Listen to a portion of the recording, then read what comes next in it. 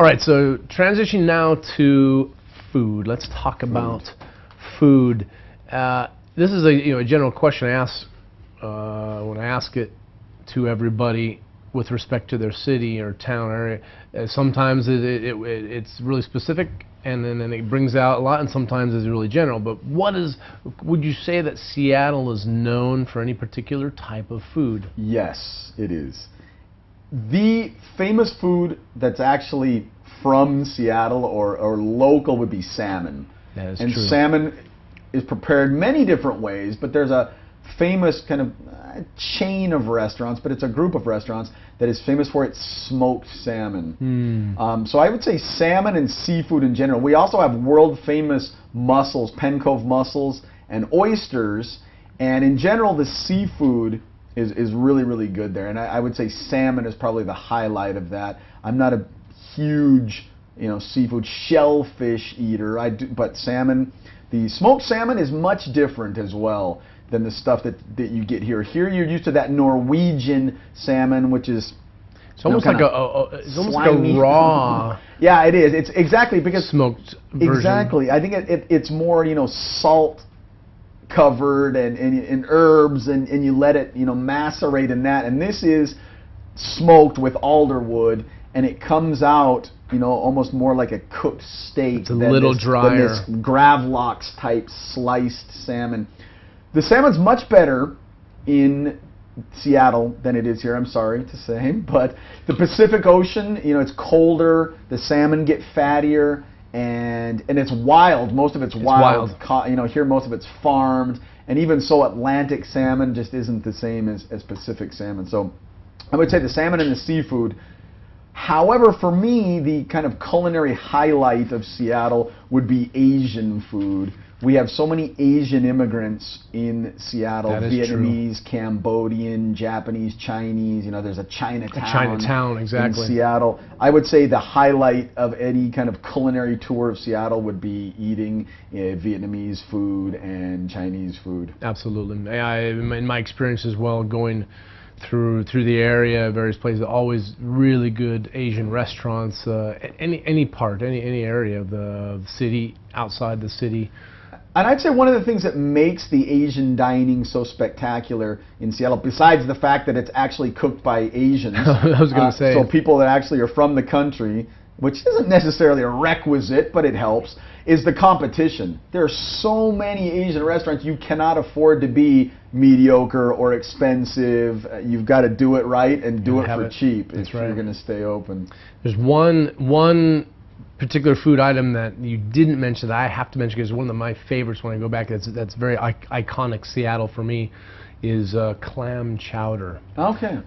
Which there's a famous little restaurant called Ivar's. Ivar's, yeah. Which is basically fried fish. Yeah. Fried, French fries, and you can get salmon and halibut. But the clam chowder for me is kind of this iconic special Seattle food. I was going to mention it, but I figured clam chowder's East Coast United States and fish and chips is English.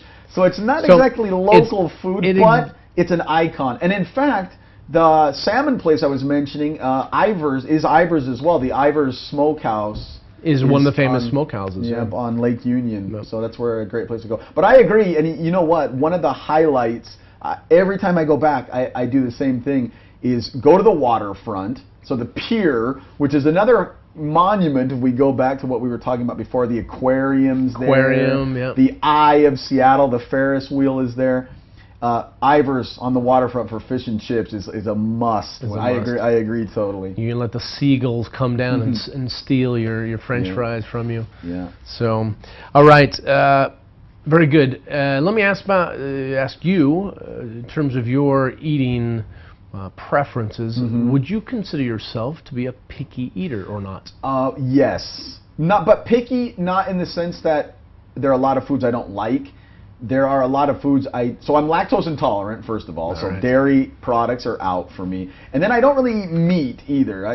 Since about the 90s, I have forsaken beef, pork, and lamb, which makes it difficult to live in Spain. It's easier to live in Seattle with these restrictions because, again, if you look at what I mentioned as the great foods of Seattle, seafood and Asian food, between those two, it's pretty easy to eat, meatless and dairy-free food. But as far as things I don't like, I don't think I'm that picky. Who knows? Maybe someone else would describe me as picky, but... Right. All right, so let me ask you. I know that you are quite a culinary artiste of sorts, or at least you really appreciate good food, and that I do. And you do, as you said, you have to look for other different alternatives. Being that meat, living here in Madrid, in the Madrid area, it's very, very difficult to find a lot of alternatives that don't include some sort of pork or beef or whatever. So what types of food do you really like?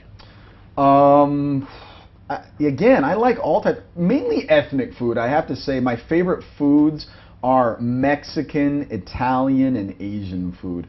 And I'm someone, I will say this, I don't like to eat the same thing twice in a row. So I need to change it up quite a bit. Yeah, every night it has to be something different, and if possible, a different ethnicity. Oh, so you actually change your locations as well. I need like one night spaghetti, another night tacos, another night sushi. I need it to be it's kind of like, if eating dinner at your house is like a tour of the world. So I don't know if you want to talk about this now or not, but one of the things I should point out as far as culinary highlights is micro beer. So Seattle and Western Washington has some of the best beer in the United States, and I would say the world. The very first microbrewery, so that's really popular all over the United States now, and even in Spain it's becoming popular. Now it's starting to explode. Artisanal beer. The very first one was in Eastern Washington. In Eastern Washington. In Eastern Washington. And it eventually became the Pyramid Brewery. It started off under a different name as a brew pub, so it was a bar that brewed its own beer, but there are... It's amazing when you go to Seattle. The bar is so much higher, and I don't mean the bar where you drink. I mean the standard. Anywhere you go, they're going to have really good beer on tap, and even people's day-to-day go-to beers are really good beers. So. All right. So, which is something interesting talking about the whole beer culture, that it's transitioned from all these massive big breweries across the states to this very refined taste and a lot of local varieties put into different styles of beers, and really, yeah, across the United States. It's happening more here in Spain. We talk about it a lot, new beers, and even now I'm actually seeing in restaurants and cafes and bars here in Spain where you go up and instead of the typical Mao, Estrella, San Miguel, Heineken, now they'll put out some of the bottles of the local brewed beers, and you're starting to see it happen now, which is great because it's just it's more variety, as you say. Yeah. So, all right. What is one of your favorite dishes? Let me ask you. From Seattle or in general? In general. In general. Could be part of the Spanish, what you like of the Spanish type of dish here, or maybe something back from home. I've got to say, this is after saying all my culinary tastes and whatnot, and I've got to say it's pretty lowbrow.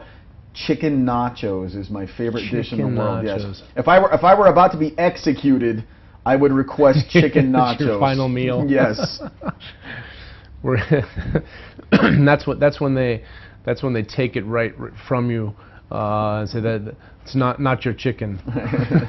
So, but again, it's got to have all of its components. It's got to have its cheddar cheese, its jalapenos, guacamole, salsa. It's got to have all of that. Everything. I would say chicken nachos. Fish and chips is another one. Spaghetti with meatballs, another one of my favorite dishes. So very good. I also like Indian food quite a bit, but since it's really complicated to make, I don't make it very often. Do you cook with curry very often? Not really. No, that's something I prefer to eat out. It's something I've found that Indians do much better than I do, and so I prefer to just go out. All right.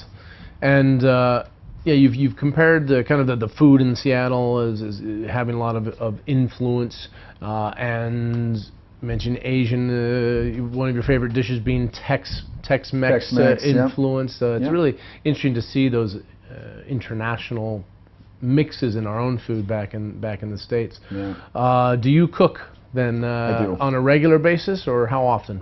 Not as much as I used to. Now I don't cook as much as I used to. I hardly ever cook. But in Seattle, all throughout my university studies, I worked as a cook. So, and it's kind of my frustrated dream. I think if I could go back and do something differently, I think I would go to culinary school. Become a proper chef. A chef, yeah. Learn the, yeah. So I enjoy it a lot, and I enjoy, not only cooking, but the, the world around it, and all the things associated with cooking and.